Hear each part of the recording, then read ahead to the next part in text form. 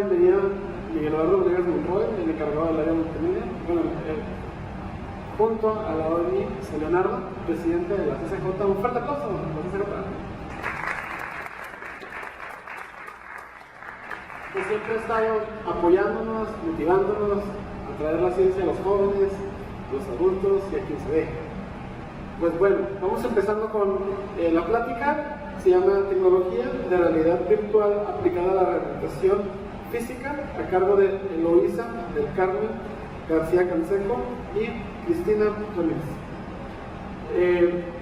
Más que todo, le doy la palabra a Leonardo para que nos dé unas líneas palabras.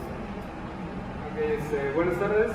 Para los que no saben, esta conferencia se organiza como parte del marco de las actividades relacionadas con el Año Internacional de la Luz. La Sociedad Científica Juvenil, el CICES, la UABC, el Instituto de Astronomía y el Centro de Nanociencia están organizando diferentes actividades aquí en Ensenada en conmemoración del Año Internacional de la Luz. Entonces, en este caso, la charla es organizada por la SSJ en colaboración con la Universidad Autónoma de Baja California. No hay mucho que decir, entonces pues, disfrutemos la charla y a ver qué es lo que sale, ¿no? Algunas preguntas que salgan por ahí. Bueno, buenas tardes a todos. Muchas gracias por estar aquí. Bueno, el título de mi plática es Tecnologías de Realidad Virtual aplicadas a la rehabilitación física. La idea es que ustedes conozcan un poco de lo que estamos haciendo en esta área en la Facultad de Ciencias, específicamente en el grupo del Cuerpo Académico Tecnologías para Ambientes Inteligentes. Y pues les voy a dar una breve introducción porque pues es un tema muy amplio, muy vasto. Y pues como apoyo pues tengo aquí a mi lado pues a Cristina Ramírez, que ella es estudiante de doctorado en computación ahí en nuestro grupo, y ella al final de la plática pues les va a hacer unas demostraciones para quienes quieran interactuar con las aplicaciones que hemos desarrollado ahí en la Facultad de Ciencias. De todos modos, si tienen alguna pregunta durante la plática, siéntanse en libertad de interrumpir y aclaramos algunos aspectos o como sea al final. Pues el contenido de la plática va a ser más o menos el siguiente. Primero, una breve introducción a la realidad y cómo la percibimos. Es importante, antes de hablar de realidad virtual, primero pues darnos cuenta cómo es que nosotros nos damos cuenta del ambiente, del entorno que nos rodea.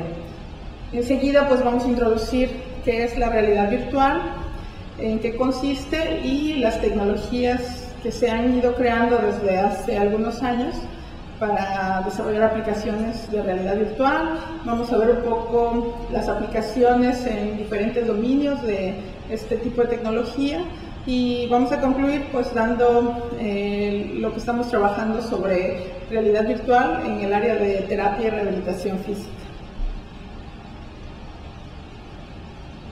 Entonces, primero me gustaría expresar la pregunta: ¿cómo obtenemos o percibimos información de la realidad, que en este caso es nuestro entorno?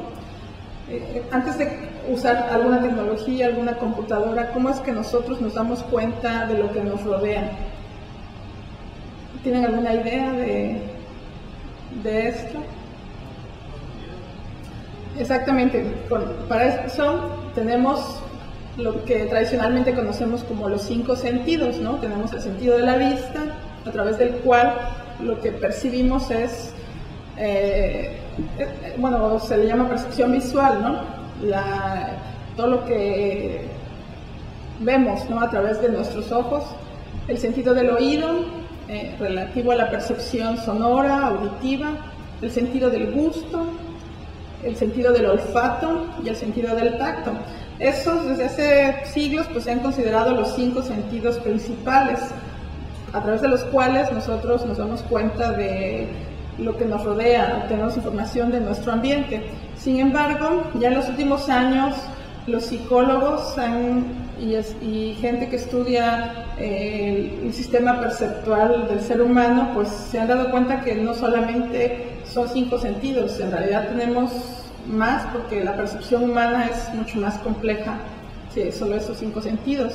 Entonces actualmente se le ha agregado llamémoslo así, un sentido adicional que se llama percepción áptica, y esta percepción incluye el sentido del tacto, ¿sí? En el cual solamente consideramos las interacciones mecánicas con la piel.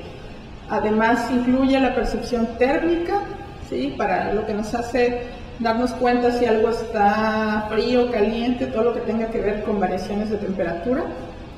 Pero también incluye algo que conocemos como la nocicepción, que es la percepción del dolor, ¿no? Cómo nos damos cuenta de que algo nos está haciendo daño al manipularlo, al tocarlo, ¿no? Y de hecho esa es la percepción que entra en juego cuando agarramos algo que está muy caliente, ¿no? Y el reflejo es soltarlo. O si algo está muy frío, lo mismo, ¿no? También. Además, pues también tenemos la sinestesia, o la percepción del movimiento, que justamente nos da idea de cómo es que se mueven los objetos en nuestro ambiente, y eso se logra pues mandando información pues a nuestro sistema neuromuscular, ¿no? Y algo que también se ha incluido en la percepción áptica pues es la percepción del equilibrio. Entonces la percepción áptica con todos los sentidos adicionales pues son los medios a través de los cuales nosotros obtenemos información del ambiente. Idealmente, pues lo que queremos es que todos tengamos esos sentidos al 100%, pero ¿qué pasa si nos falta alguno de esos sentidos? ¿Sí? Por ejemplo, si no tuviéramos la vista, perderíamos información valiosa, ¿no? Las personas con discapacidades visuales pues no pueden percibir, carecen, ¿no? De ese sentido. Eventualmente, pues bueno, dicen, se les desarrolla los otros sentidos para poder compensar esa deficiencia visual, pero si nosotros nos pusiéramos una venda en los ojos, veríamos que sería complicado percibir esa realidad, ¿sí? Si no tuviéramos el sentido del oído, también sería muy difícil, ¿no? Porque además el sentido del oído muchas veces está ligado al equilibrio también. Entonces nos perderíamos de oír música, tendríamos que ser tipo Beethoven, ¿verdad? Para componer sin oír. Y ya en la última figura, por ejemplo, podemos ver pues que también si nos lastimamos algún miembro, alguna extremidad, pues ya también podemos perder movilidad o alterar nuestra percepción áptica, que también nos va a impedir darnos cuenta del mundo exterior en ciertos aspectos. Entonces, idealmente lo que nosotros queremos siempre es estar estimulando todos nuestros sentidos al máximo, ¿sí? Pero ahora, si nos vamos ya al plano tecnológico, la pregunta es, ¿existe tecnología que pueda engañar a nuestros sentidos? ¿Sí? ¿O cómo podríamos engañar a nuestros sentidos usando tecnología? Y bueno, pues la respuesta pues nos las da la realidad virtual, ¿sí? Ahí en la figura, bastante interesante, pues en el primer caso, pues hay aplicaciones de realidad virtual que nos hacen sentir como si estuviéramos en un mundo virtual, ¿no? Inmersos, ¿sí? Eso es en el caso en el que incluyamos únicamente, por ejemplo, retroalimentación visual y auditiva, pero si al ambiente virtual le agregamos retroalimentación áptica, también podemos engañar a nuestro sentido del tacto, nuestra percepción áptica, haciéndonos creer que estamos tocando literalmente objetos que no son del mundo real, sino son del mundo virtual. Entonces, la realidad virtual pues no es otra cosa más que el desarrollar sistemas tecnológicos que engañan a nuestros sentidos. Pues actualmente cuando pensamos en realidad virtual, pues a lo mejor pensamos en la figura o nos imaginamos la figura que estoy mostrando, ¿no? Una persona con un casco, unos lentes especiales, guantes especiales, pero no necesariamente es así, ¿sí? Con el paso del tiempo y el desarrollo de la tecnología, en realidad, cuando hablo de realidad virtual, no siempre estimulo todos los sentidos. A veces solamente tengo retroalimentación visual, a veces solamente tengo retroalimentación auditiva, en ocasiones solamente el sistema estimula la percepción áptica, pero cuando ya empiezo a combinar los diferentes estímulos a los diferentes sentidos, ya hablo de una estimulación multisensorial o multimodal, que es como se le conoce en el ambiente científico. Y entonces, pues la experiencia de interactuar con un sistema de realidad virtual pues se va volviendo más rica y la experiencia es más inmersiva, se llama, ¿no? El hecho de sentir que estoy realmente interactuando, que estoy adentro de un ambiente virtual.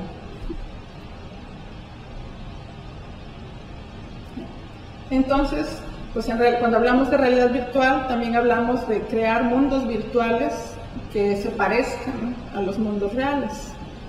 Entonces, cuando por ejemplo, si queremos hacer una aplicación de realidad virtual en un juego, en un juego de construcción o lo que queramos, pues vamos a tratar de que ese mundo sea lo más real al mundo que conocemos, ¿no? Lo más parecido, ¿sí?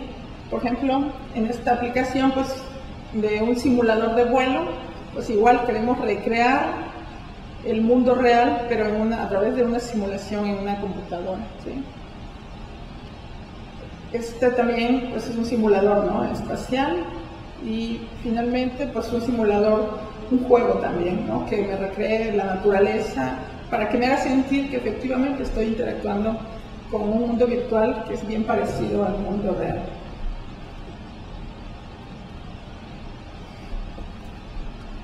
Sin embargo, para decir que realmente tengo un sistema que es realidad virtual, tengo que considerar las 3 I's de la realidad virtual, y estas 3 I se conocen como interacción, imaginación e inmersión, ¿sí? Entonces, en una primera instancia debo tener creado mi mundo virtual con el que yo voy a interactuar.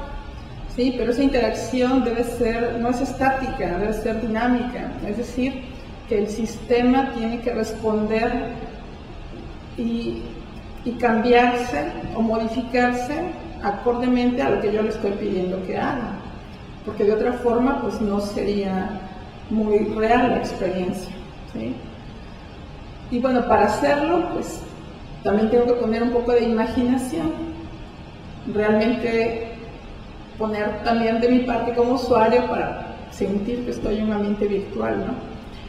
Y esa combinación de interacción con imaginación pues me va a dar la sensación de inmersión, ¿sí?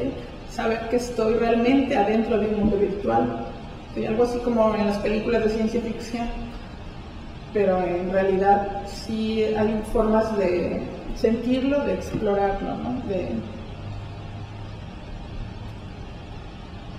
Y pues bueno, la realidad virtual en realidad no es tan reciente.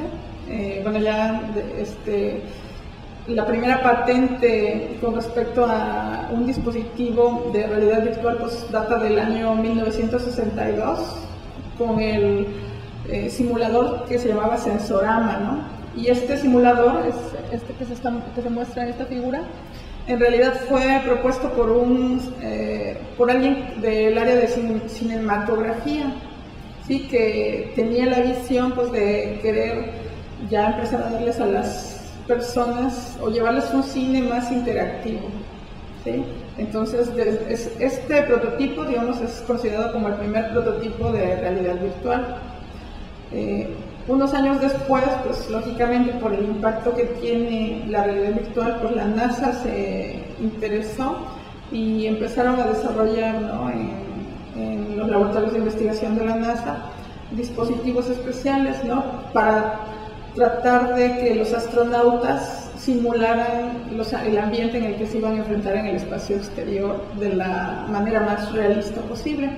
Entonces, en el 81, pues crearon el NASA Vive, que viene de las siglas, ¿no? De Virtual, algo no me acuerdo bien del significado completo, pero lo que hacían con ese lente era justamente desplegarle imágenes espaciales y tratar de cambiar la percepción, que trataran ellos de actuar como si estuvieran en el espacio, ¿no?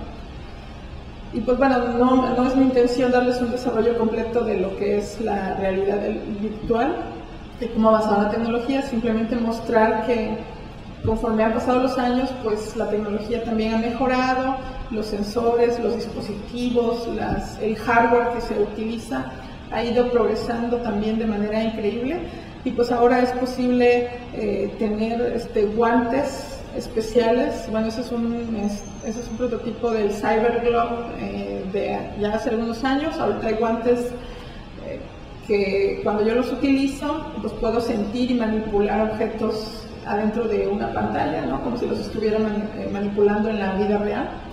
Y bueno, seguramente la mayoría de ustedes ha escuchado del Oculus, ¿no? Que recientemente compró Facebook.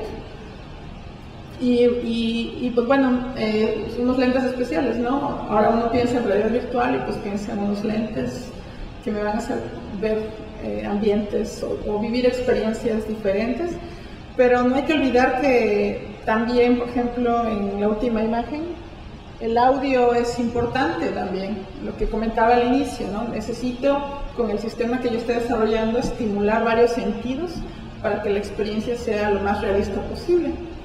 Porque de otra forma, pues algo va a pasar, ¿sí? Por ejemplo, actualmente los simuladores médicos en el área, por ejemplo, para los dentistas, ya hay muchos simuladores que ven en el cual los que están estudiando para odontología pueden realizar operaciones, extracción de muelas, todo lo que hacen los dentistas.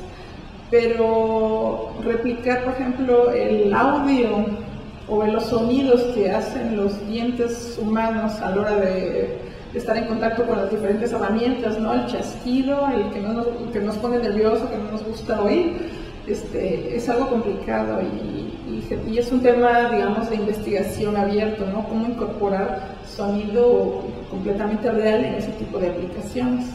Sí, lo que existe ahora pues son imágenes, juegos que no incluyen audio, pero siempre falta ese complemento, porque el dentista va a decir, yo necesito oír porque así lo hago en la realidad. Entonces, ¿cómo incorporo eso, no? Y cómo sincronizo la imagen con el audio que estoy desplegando al mismo momento. Entonces, pues bueno, ya hay iniciativas de diferentes compañías pues para incluir audio en 3D, audio estereofónico de diferentes tipos, para hacer que justamente la experiencia en el mundo virtual sea lo más realista posible. ¿Sí? Entonces, desde el desarrollo de la realidad virtual, pues han sido muchas las aplicaciones potenciales que se le han dado. Por ejemplo, empezó generalmente con el área de videojuegos, el entretenimiento, ¿no? La mayoría de las compañías decían, bueno, pues vamos a cambiar la experiencia de los Ataris anteriores, de los videojuegos estáticos, a algo más real, ¿no? Y surgieron pues, los sistemas comerciales, el Kinect, el Wii, muchos tipos de dispositivos que hay en la actualidad. Pero no solamente en la industria del juego se vio el potencial, ¿no? También en las Fuerzas Armadas, los simuladores aéreos, ¿no? Como el que se muestra en la parte superior al centro, también se vio esa utilidad, ¿no? Cómo entrenar a un piloto o ponerlo en situaciones críticas en un mundo virtual, ¿no? Para irlo entrenando y capacitando, pues esperando que reaccione de la misma forma ya cuando le toque enfrentarse a la realidad. ¿Sí? En el área médica, pues también ha habido muchas aplicaciones para entrenar a los futuros doctores o socorristas en este caso, con simuladores especiales, ¿no? En el que ellos sienten como si estuvieran manipulando objetos o personas, ¿no? Reales. En educación también, ¿no? En las escuelas de diseño, de arquitectura, la realidad virtual también se ha utilizado o se está utilizando bastante en este momento en varios países. Y bueno, en el área médica también, en la parte de terapia, ¿no? Aquí se muestra, por ejemplo, una sala de estimulación para niños con autismo, en el que también se trata de ponerlos a estos niños en un mundo virtual de acuerdo a la terapia recomendada pues, por los especialistas y para que ellos traten de interactuar, ¿no? como si estuvieran en el mundo real.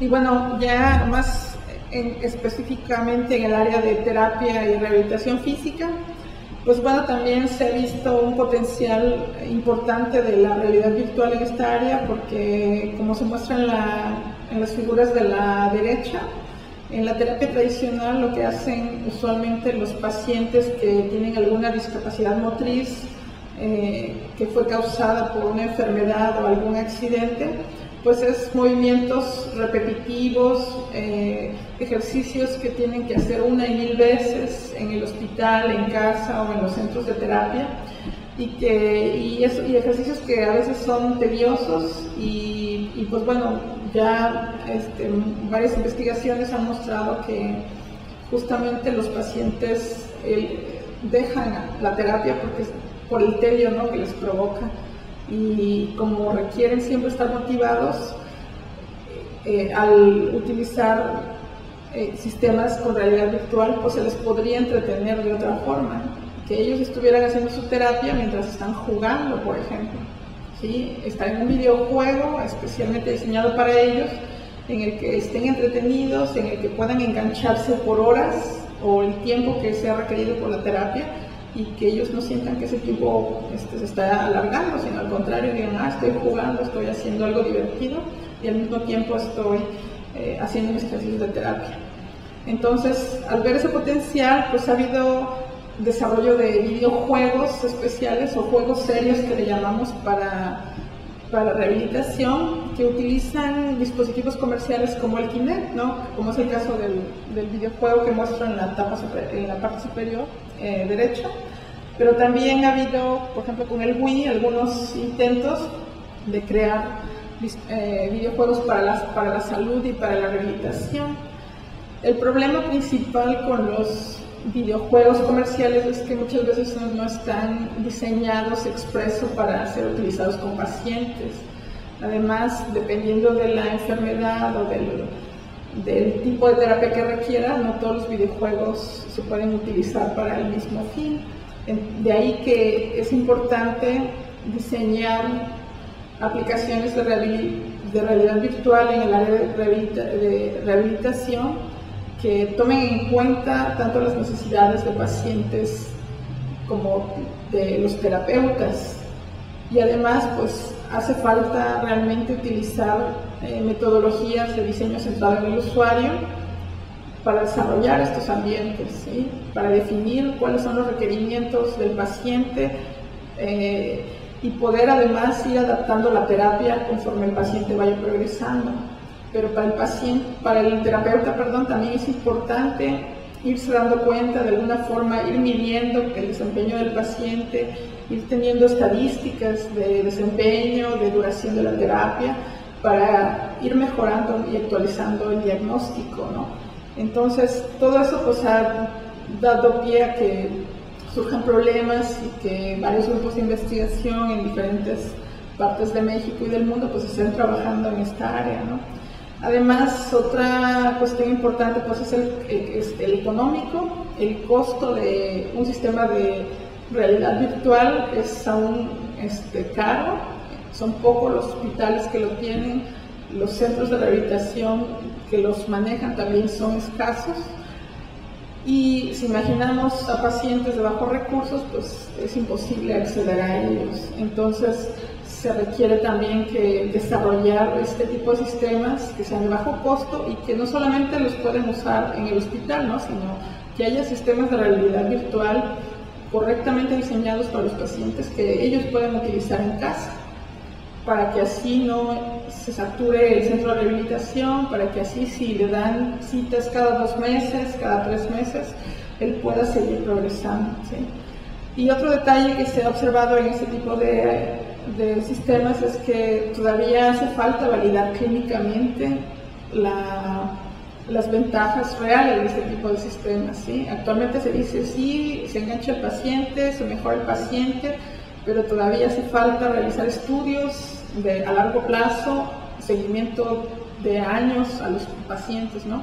Y esto es algo difícil porque, bueno, muchas veces como investigadores no tenemos acceso a los mismos pacientes, ¿no? A veces si vamos a un centro de rehabilitación, cuando llegamos a proponer o a tratar de obtener requerimientos para el diseño de un sistema, pues son ciertas personas las que están en terapia. Meses después, por alguna razón, ya dejaron la terapia, ya no están yendo, son otras, entonces es difícil llegar a validar clínicamente un sistema, ¿no? Y eso solo pasa aquí y en todo el mundo. Son pocos los estudios que hay en esta área y que yo creo que debería haber, ¿no? Y pues bueno, en esta área quienes trabajamos actualmente en la Facultad de Ciencias, pues es el Cuerpo Académico Tecnologías para Mentes Inteligentes.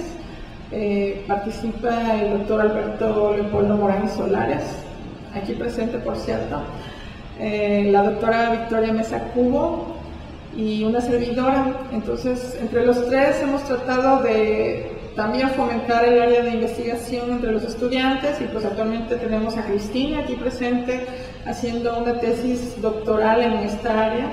Ella lo que está tratando de hacer es justamente buscar cuáles son los factores de diseño que hay que darle a los desarrolladores de aplicaciones de realidad virtual para rehabilitación para que cumplan con los requerimientos mínimos de seguridad y eficiencia de la terapia para pacientes y terapeutas, ¿no?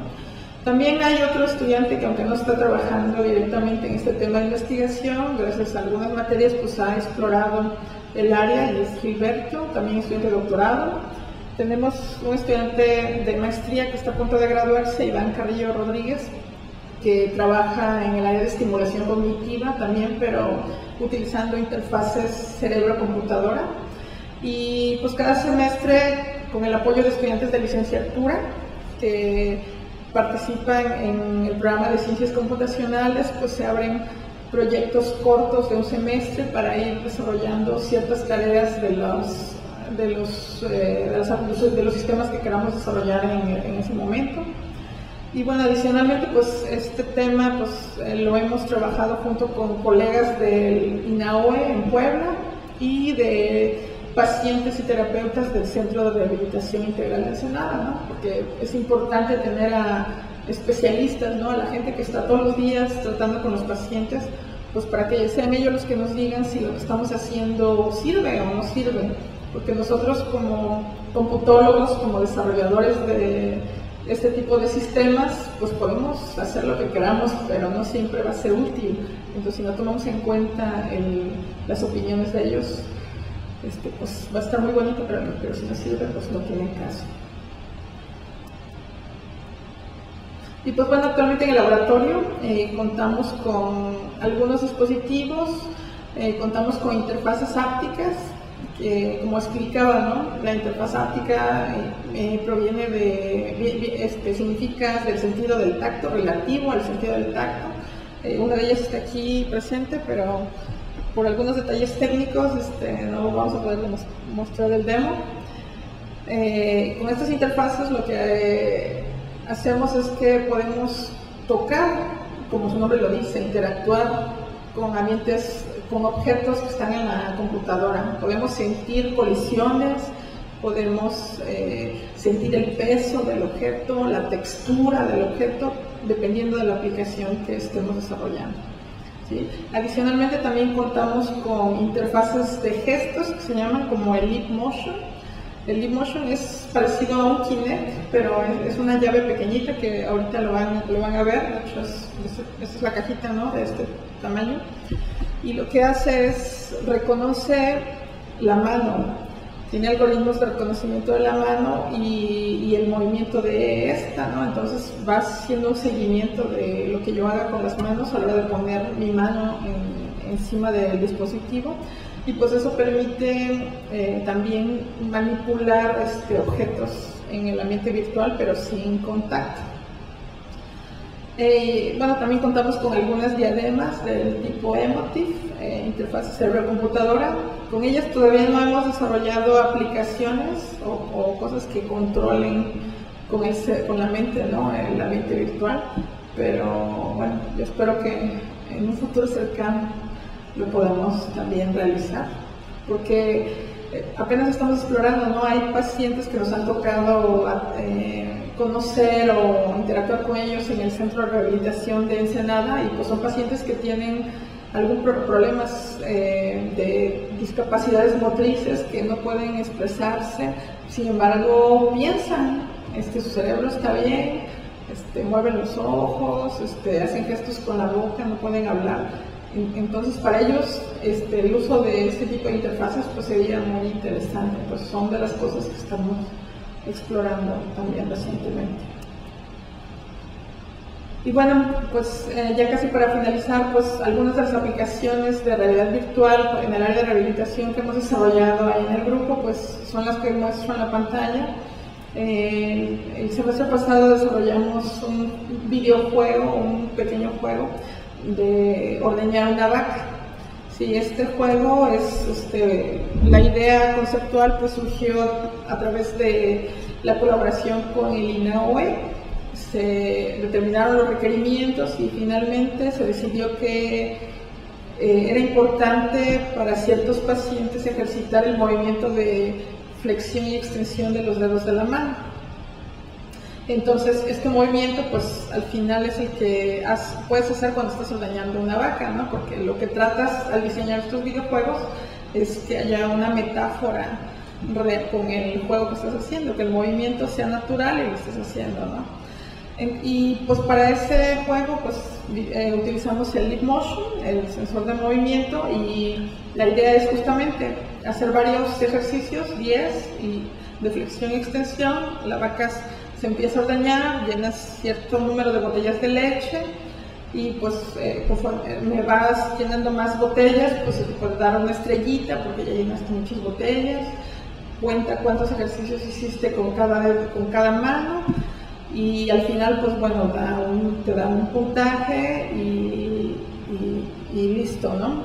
Todavía hace falta integrarlo con un sistema donde el terapeuta pueda llevar ese seguimiento, ¿no? Es una primera versión del juego.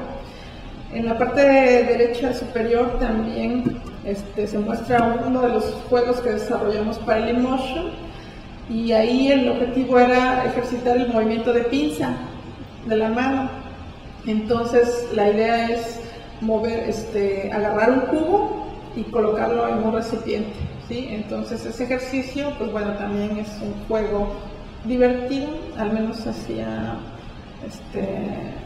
al menos les ha gustado, ¿no? A los niños, a los pacientes que lo han utilizado, ¿sí? Otro de los juegos que se ha desarrollado es un juego colaborativo para salvar globos, se llama, así que se muestra en la esquina inferior izquierda.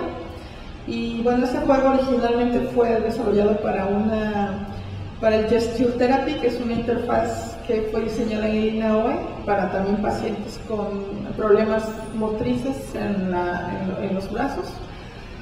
Y aquí pues es un juego colaborativo, ya digamos que ya hay 2 jugadores los que pueden estar jugando en el juego, ¿no? Y bueno, este juego fue diseñado por algunos estudiantes de posgrado, ¿no? Él también hace un par de semestres. Y bueno, finalmente en la esquina inferior derecha pues se muestra una versión del juego de salvar los globos, pero con el Leap Motion. Entonces la idea es justamente ejercitar el movimiento de las manos y haciéndolo como si tuviéramos globos reales, ¿no? Tratando de salvarlos, este movimiento. Entonces ahí se observa justamente la mano. Igual se va contando cuántos globos caen, cuántos voy salvando, y pues se entretiene uno un ratito. Y en el área de interfaces ápticas, pues Cristina, aquí presente, pues ella desarrolló un laberinto para pacientes también con deficiencias motrices. Entonces la idea aquí es llevar la pelotita o de cierto color a la esquina indicada, y conforme vas llegando a esa esquina pues va cambiando de color la pelotita, tienes que llevarla a la otra esquina, pero la idea es que la muevas en el laberinto sin chocar con las paredes. Entonces Cristina pues ya, porque se sienten las colisiones, entonces Cristina lo que ha hecho pues es también, además de diseñar ese sistema, pues lo ha validado con adultos mayores. Mira, ahí se ven los adultos interactuando con esa tecnología.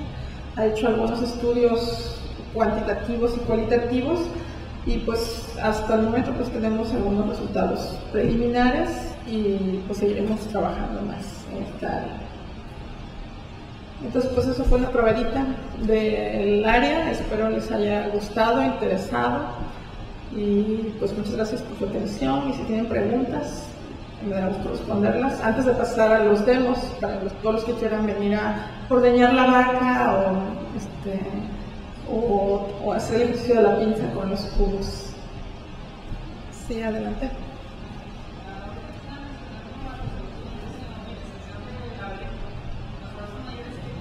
A lo mejor, permítame, un micrófono, ¿se puede pasar? Que no sé. ¿Puedes acercarte, por favor? No se oye.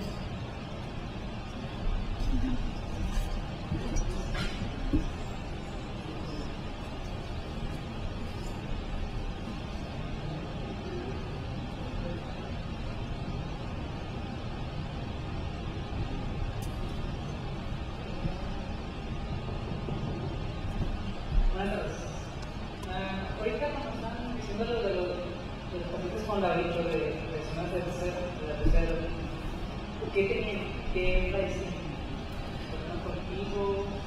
Ellos eran pacientes que habían sufrido un ataque al corazón, un accidente cardiovascular. Gracias.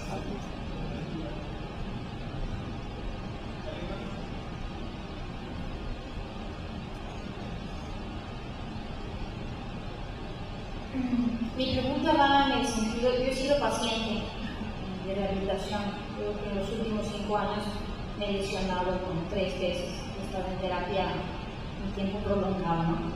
Mi terapeuta está aquí. Ah, qué bueno. Ella se dedica a eso. Pero conforme yo estuve en tratamiento, conforme ella iba viendo que yo iba avanzando o no avanzando, iba cambiando de alguna manera mi tratamiento.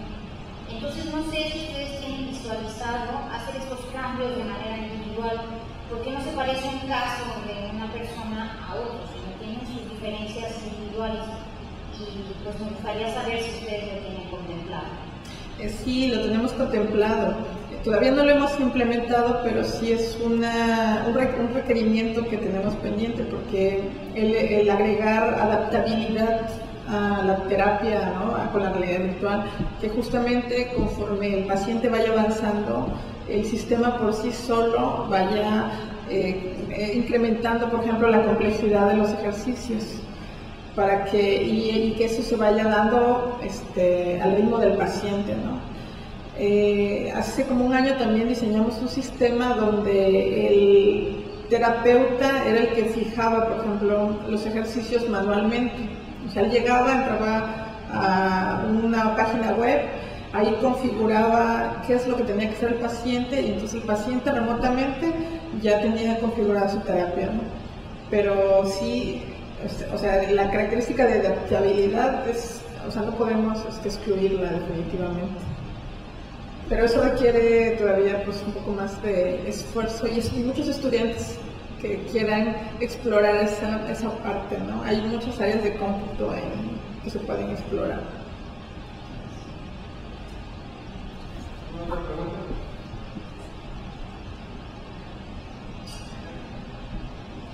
Yo tengo una. ¿Cuál es el reto más grande que hay actualmente en el área de realidad virtual? En este caso, enfocada a las terapias. ¿Qué lo define para si puede funcionar realmente como una terapia? Bueno, es que no podría decir un reto más grande. O sea, son muchos retos y van de la mano. Por una parte, es un área multidisciplinaria, ¿no? Entonces requerimos gente que sepa desarrollar interfaces. Que, por ejemplo, en México, que los ingenieros electrónicos, mecatrónicos, desarrollemos nuestras propias interfaces para que no tengamos que comprar o importar tecnología. En segundo lugar, pues requerimos computólogos y desarrolladores de software para implementar todos los videojuegos, ¿no? Requerimos diseñadores gráficos, ¿no? Que se involucren en todo lo que es la historia, los personajes, porque a veces, bueno, nos ha pasado que llegan estudiantes de computación con muy buenas bases de diseño y ya lo traen y queda más o menos bonito, pero otras veces, pues dices, está feo el juego, o sea, están los caracteres porque pues no tienen esa habilidad, ¿no? Propia pues, de los diseñadores. Y la otra es, pues, y yo creo que a lo mejor la más complicada, es la comunicación con los médicos y terapeutas y con los científicos, ¿no? Que estamos en el área, porque a veces no nos entendemos. Y además, bueno, pues conocemos que el tiempo que tienen los terapeutas, la saturación, ¿no? En pacientes, no siempre tienen disponibilidad. Entonces, en ese sentido nosotros hemos batallado un poco porque no siempre encontramos especialistas dispuestos a pasar horas extras o ir incluso con nosotros a la universidad para ver si todo está funcionando, ¿no? Y bueno, por ejemplo, de la experiencia de hecho, bueno, Cristina tuvo, a lo mejor nos puede contar un poco más, ella tuvo la oportunidad de ir al INAOE e ir al Instituto Nacional, ¿no? De Neurología en Ciudad de México y ver que uno llega muy emocionado con los sistemas de rehabilitación que van a funcionar y en cuanto lo ven los neurólogos, eso no sirve, entonces es complicado, ¿no? En todo lo que es multidisciplinario, hablar el mismo lenguaje, hacer converger a todas las disciplinas, pues es un reto muy fuerte. Pero se ha ido avanzando, creo yo.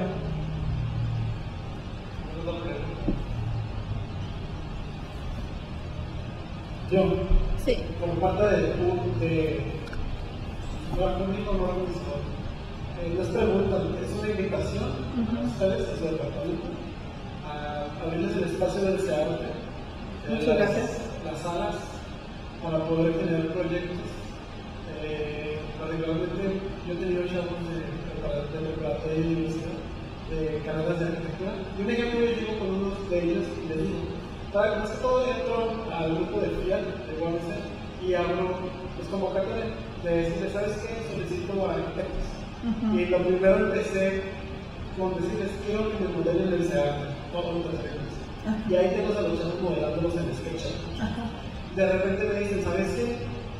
¿Qué quieres que te modelemos? Todo. Lámparas, sillas, puertas, mesas, todo. Y empezamos a modelar. De repente les dije, ¿sabes qué? Anteriormente se me había hecho interesante un proyecto que se llama MUBA. MUBA es el proyecto de Uruguay. Y ellos, su problemática es que no tienen espacios para construir museos interactivos, museos virtuales. Entonces de repente ellos hicieron una página y es un museo virtual donde cambian las exposiciones, la gente entra de todo el mundo, entra a las exposiciones, cambia, recorre, primer piso, segundo piso, y es un museo interactivo. Entonces de repente pues dije, oye, pues estaría bien generar algo en el CEARTE, y empezó a trabajar en el museo, en la galería, en el Centro de las Artes, a formar todos los espacios. De repente se empieza a unir un compañero de artes plásticas que hay en el desfile. Me dice, oye, ¿sabes qué? Cuando yo hago la exposición, pues me gustaría que pues, simular la exposición para yo poderle ofrecer al artista la exposición. Porque hay veces artistas que dicen, no, ¿qué te parece? Montamos esta obra aquí y allá, y a veces no es fácil de montar. Entonces, si tenemos un preview, pues es mucho mejor. Y además, si se generan proyectos de la enseñanza de UABC, de CCS, de UNAM, de la CCJ, de diferentes lugares, y además que es interdisciplinarios y multidisciplinarios, lo acabo de comentar, pues es más rico, ¿no? Claro. Y se aprovechan los espacios que tenemos aquí en Ensenada para poder que otra gente, como lo que hacemos ahorita, la comunidad pueda conocer a sus proyectos y puedan aprovechar. Y los invito a que se unan para poder generar proyectos y no les digan no, a hacerlo y invitar a la gente a que participe en los proyectos. No, pues tenemos que tomar la palabra y por aquí vamos a estar. Gracias. Y bueno, como si no hay nada más, aquí dice: la Sociedad Científica Juvenil otorga la presente constancia el 11 de Carmen García Canseco por su dedicada participación con la conferencia denominada Tecnologías de Realidad Virtual aplicadas a la rehabilitación física, impartida el 28 de agosto del 2015 a la comunidad de Ensenada en la Galería Cruz Muñoz Acosta. Le damos un fuerte aplauso por su conferencia.